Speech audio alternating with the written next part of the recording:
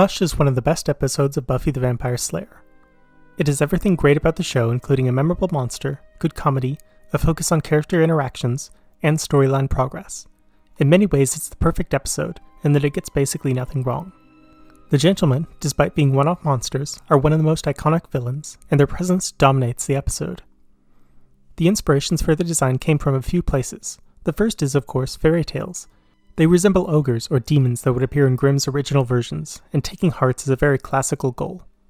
Whedon claims that their design came from a nightmare he had when he was a child of a floating monster.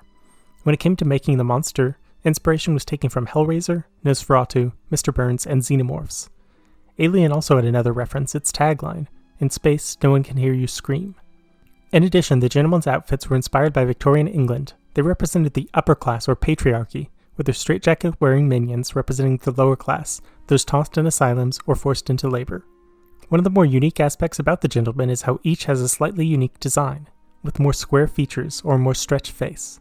This helps them stand out from one another, and implies some sort of fairy race or similar, not just a monster of one look.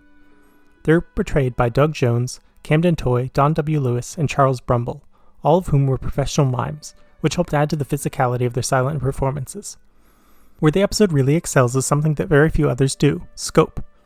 While there had previously been attempts by Ethan Rayne to cause chaos, and Halloween and band candy, those felt minor compared to the events of this episode. The wider town is brought into Buffy's world, something they generally are very good at staying out of.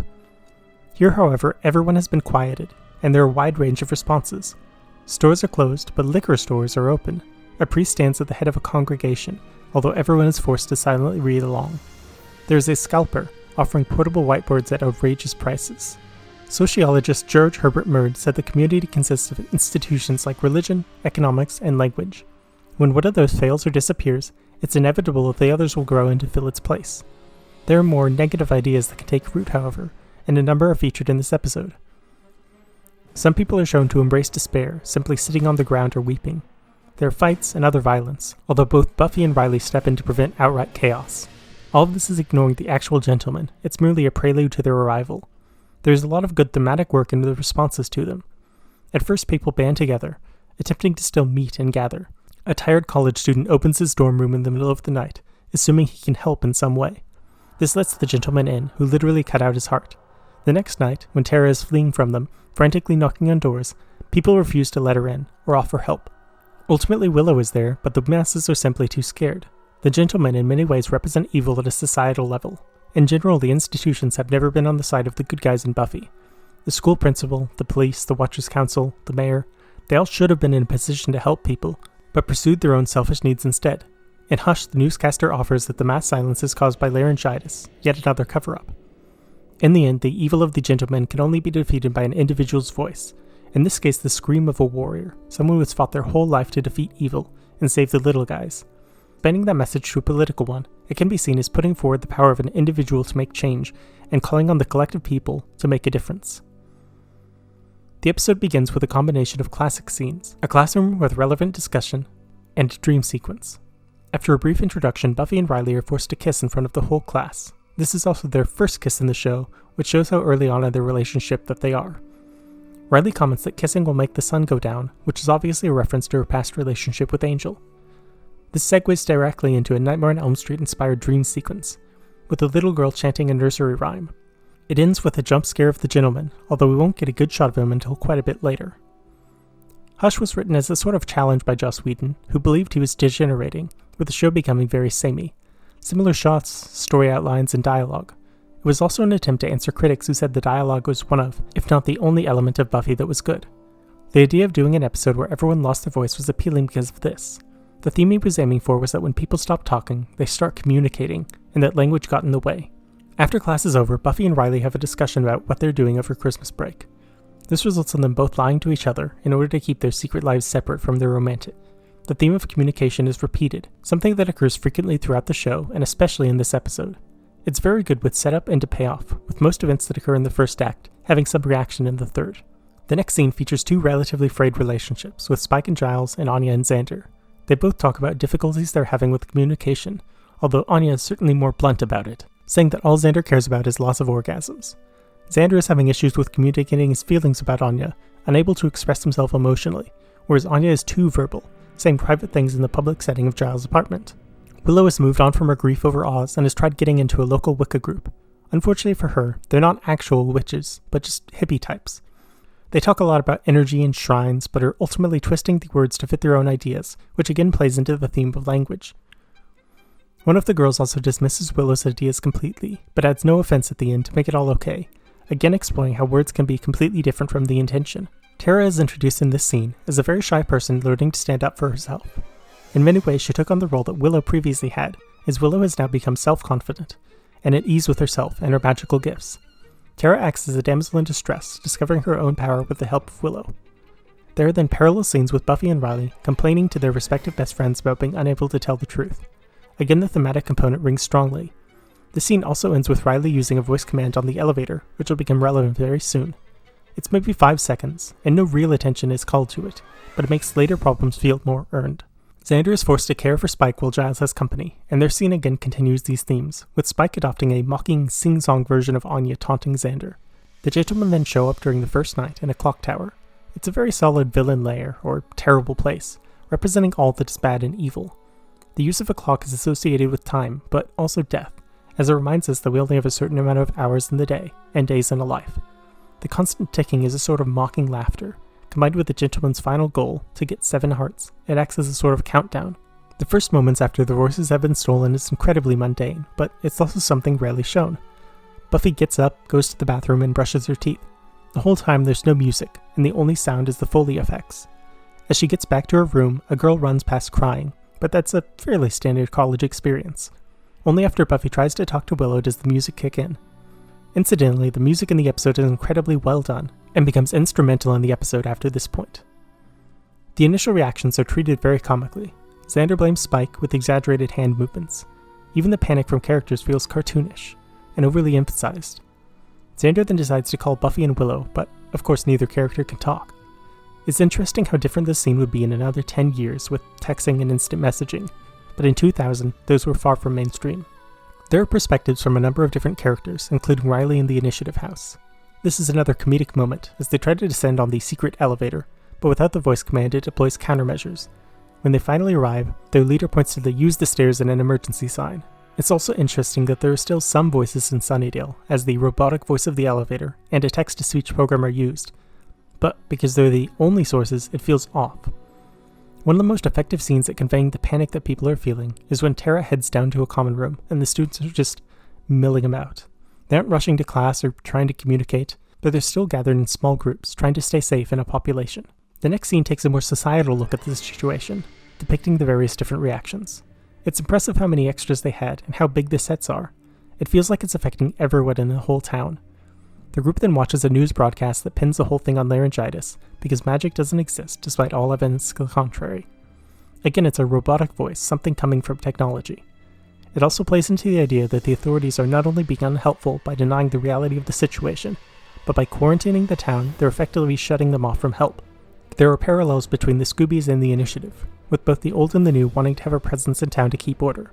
There's an immediate cut to a crashed car and boring water, with no one offering to help.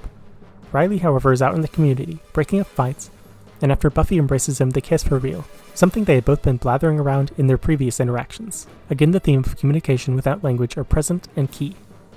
The gentlemen then have their first reveal, as well as their weird henchmen. The strange creatures seem inspired by the lesser demons from the Hellraiser franchise, and their outfits are straitjackets, although it doesn't confine them at all. Their gaits are strangely loping or tumbling, like a demented circus clown. Due to the music and the grace of the gentlemen, at times it feels like a ballet.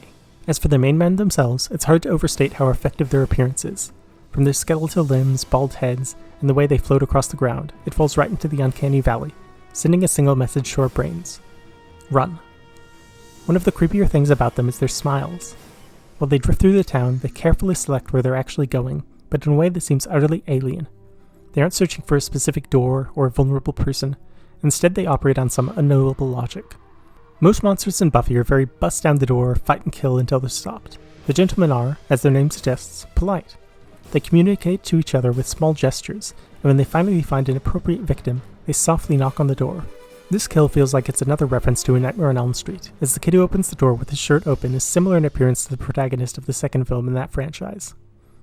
His ultimate fate is inspired by another nightmare of Joss Whedon, that of strange men floating at him while he lay unable to move on a bed. The point of view shot of the gentleman coming in is effective at conveying this image, and when he draws the scalpel out, there's a large amount of implied violence and blood, while showing very little of it. It cuts directly from that image to the heart, which allows the audience's mind to fill in the rest. The classroom scene is definitely the funniest in the episode, immediately following up a very serious dramatic scene with humor, as Season 4 is like to do. Giles has arranged an overhead presentation, something that is basically extinct in the modern era. This is amusing on its own, but he also brings a cassette player with Danse Macabre by St. John's. It's a fitting song, as it's about death appearing at Halloween and bringing forth the dead for a musical number. While Hush is not set on Halloween, it certainly evokes the holiday, and similarly the skeletal faces of the gentlemen evoke the classical Grim Reaper. Anya is munching away on popcorn, Willow and Buffy brought their whiteboards, and Xander is unprepared and clueless, which fits all of their characters. Alison Hannigan's acting in this scene is particularly good, miming a number of actions well. Buffy's miming of staking is also of note, in that no one, not even Giles, gets it initially. She also gets offended at Giles' caricature of her, in a joke that was initially pitched by Sarah Michelle Gellar. In another example of good setups, we see Tara looking up the room number for Willow with a very clear 214 displayed.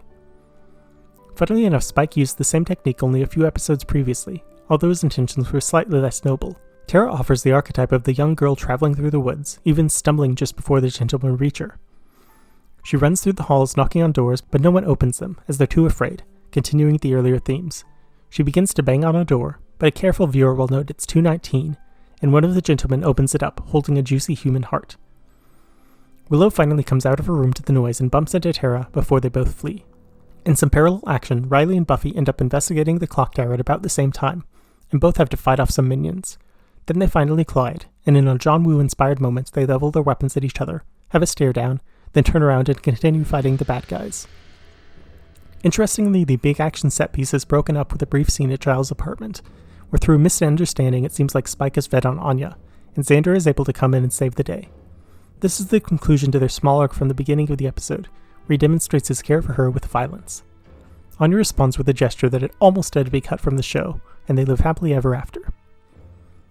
In the meantime, Willow and Tara are fleeing for their lives, and then they combine bodies in order to move a large obstacle with magic. This was a first hint at their future relationship, and is a fairly effective scene, and helps show some of the themes of the show, like the power of love. The episode is almost at its end, and there is more fighting at the clock tower, until finally Riley is above the MacGuffin of the episode, a box that has stolen everyone's voices. In another solid comic bit, there is a slow-mo shot of him crushing a glass jar, then offering a great smile. He then realizes his mistake and smashes the actual box. Buffy screams, and like any fairy tale, it just sort of ends. The next day, everything's returned to normal, with a wide shot of the college campus including a bunch of extras. Just like many Buffy episodes, the supernatural elements are dismissed by the general public, and life goes on. There are a few nice scenes with Tara and Willow, Giles and Olivia, and finally Riley and Buffy. It's definitely the perfect scene to end the episode on. Riley comes in and tells Buffy what they have to talk, and then silence. When language comes back into the mix, communication went out, and with neither wanting to have the difficult conversation that's ahead of them about the lies they've both told, and the secret world that ties them together, even though it's been keeping them apart.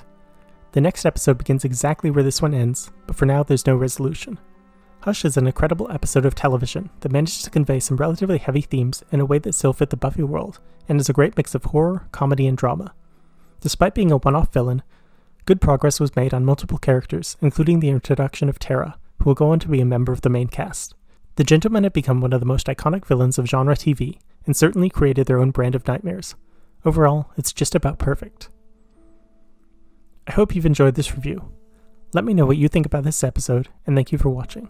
And as always, be well.